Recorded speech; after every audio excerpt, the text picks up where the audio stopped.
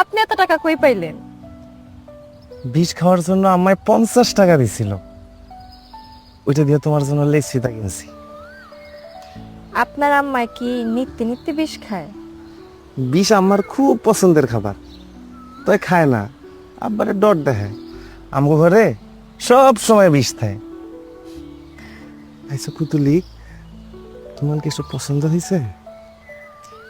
শখ কইরা উপহার দিছেন, পছন্দ না হইলেও তো বলতে হয় পছন্দ হয়েছে। এটা একটা ভদ্রতা। পুতুলি, তোমার এসব কেন দিই জিজ্ঞাসা করবা না? আপনার মন চায় তাই দেন। তুমি কি কিছুই বুঝো না? বুঝি কি বুঝো? আপনার একটু চোরের স্বভাব আছে। আপনি একটা চোর। কি কইলা? আমার চুরির স্বভাব আছে? তুমি আমার এত বড় অপবাদ দিলা। এই যে কান ধরলাম, তোমার লগে আর কোনোদিনও কথা কমো না। তুমি এই রাস্তা দিয়ে আইলে আমি উল্টা রাস্তা দিয়ে যাবো, উল্টা দিকে রাস্তা না থাকলে পুকুরে চাপ দিব।